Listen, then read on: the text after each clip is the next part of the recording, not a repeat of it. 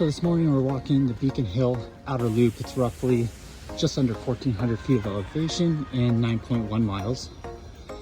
Now, a majority of this loop is going to be going through mountain bike trails, so you have to be cognizant of that. However, they are very well groomed, easy to follow, and it is really pretty once you get back a little bit into the hills here. Just a general rule of thumb, you want to be keeping an eye out for upchuck, the green markers, at least to start off. If you're starting off by the mountain bike camp, going east to west, you're going to want to follow those green markers. Pretty much keeps to the outer portion of the network of trails.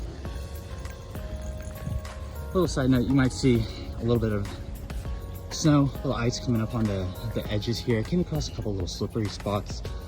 I do have crampons in my bag, so pretty good traction and spikes there, but I'm gonna try not to use them. Not really enough to need them right now, just kind of tread lightly. But really, you can't ask for much better weather. About 40, low 40s. End of January 31st today. Spokane, Washington. We were out at Frozen Lakes in Idaho yesterday, so can't complain about this a whole lot. You have to notice there are a lot of little, junctions. So I do have to keep on the perimeter trail, not get lost in the junctions. I downloaded the All Trails map just to help out, but for the most part, you use your best judgment. Here we are kind of at the top of the first loop. If you think of this hike as almost a figure eight, starting on the east going west. This would be, once you're at the top of that loop here, you can see the peak back in the distance here. It's where we will be getting to here next. But in the meantime, it's a pretty nice view from right up here. Looking out east, you can see the nice snow-capped mountains out there, and I don't know if that would be Idaho yet, or that might be more towards like Mica Peak, would be my guess. So anyway, very pretty. Still have about 7 miles to go, so off we go. So we're at the intersection of what would be the corner 8 or the figure 8 on the trail. We just came down this hill here, and you can see, if you wanted to, on our way back, we'll be taking Dan right here back to the car.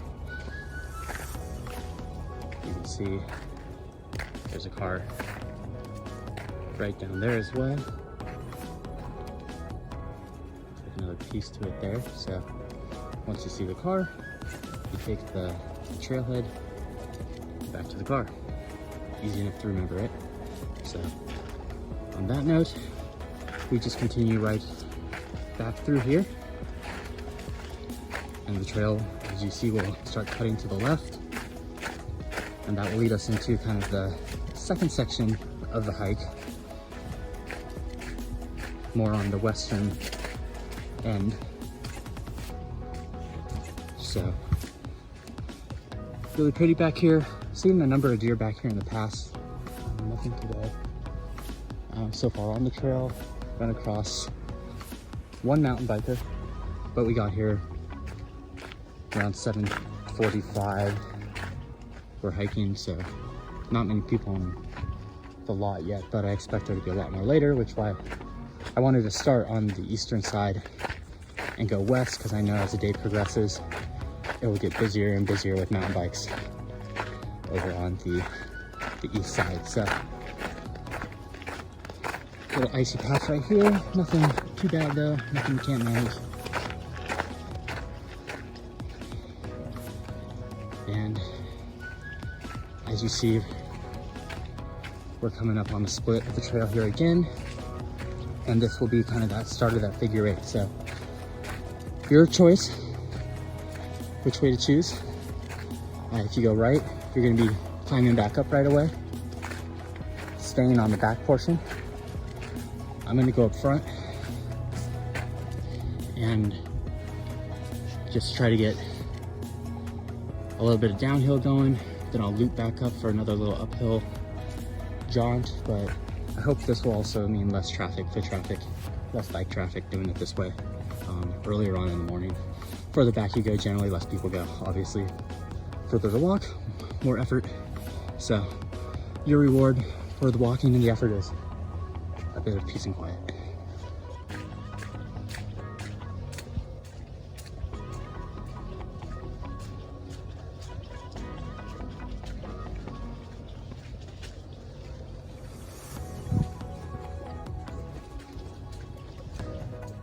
All right, we're at the intersection here. If you were to go left down this trail, you'd be going to Shield Park, right down there. Came in on that trail. Kind of general rule of thumb again, if you want to be following those green markers, which we're going to be doing here. As you can see, cars leading the way.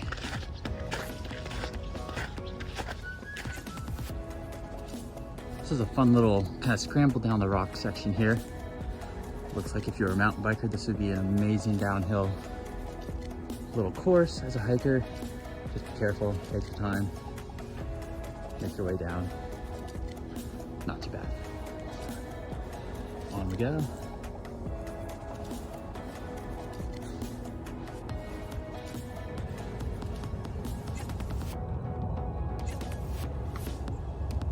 Turkey tracks.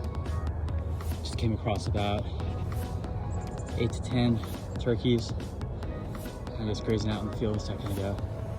Saw me and took off, but you can see they're definitely around. Just looking down at the mud. It's a pretty good size turkeys rolling through here. So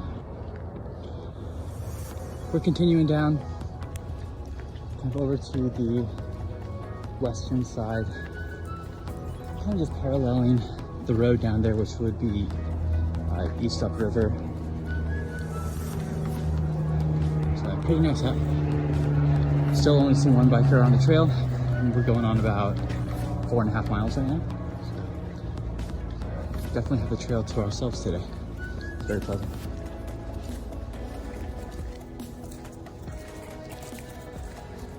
So the figure eight is going to end at Minnehaha Park. There's also Emerald Golf Course right there. You'll see the building, the kind of putting area, driving range. But what you're going to do is you're going to see the Esmeralda Trail. You're going to really follow that for a pretty good while. Make a pretty steady climb. Switchbacks, so not too bad.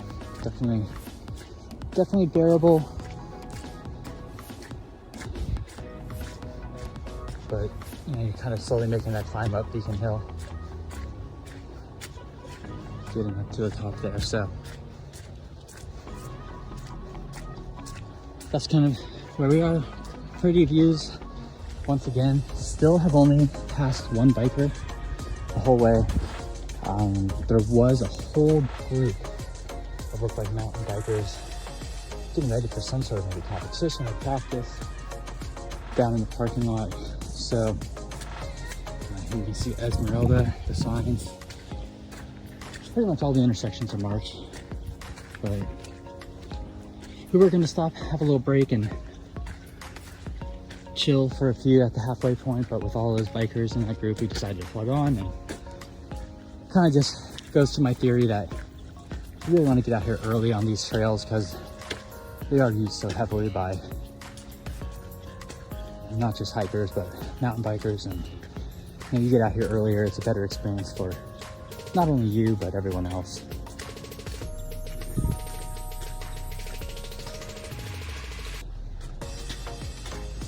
And we just keep on climbing steadily.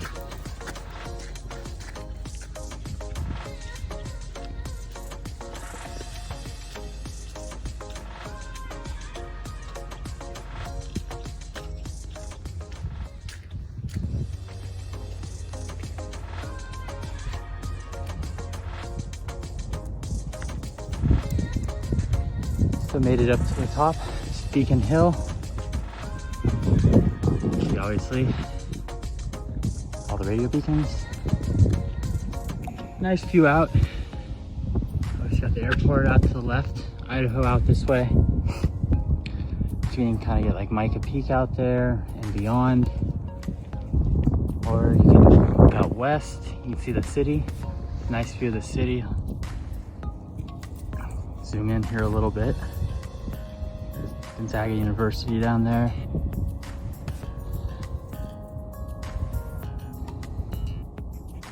So at this point, kind of start making your way down the backside. We're gonna hit that last kind of loop, and we're just about at 7 miles right now. I know we did a little bit of extra walking, so probably more like a 9.5 mile jaunt today, but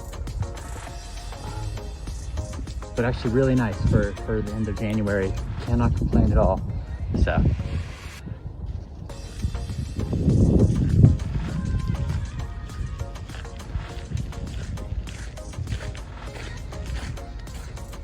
when you're heading down, you want to go behind that shed right there. I've seen it actually open before, walked inside it. It's all graffitied up, but you want to head down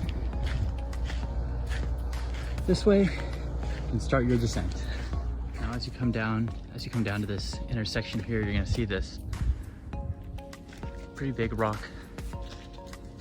kind of group right there, and just want to follow the trail down right here to the left. You can see it kind of just hugs this wall of rocks.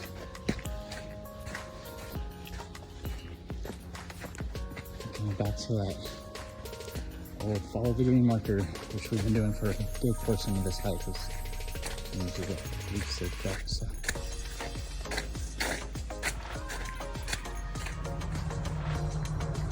And that is the end of the hike. Beacon Hill extended loop. Parking lot. I was the second part here. Completely full up and down pretty much. But nice hike, close to the city. Good elevation gain. Good distance. Saw a couple deer, a handful of turkeys. So cool. Catch you next time. From Camp Sekani.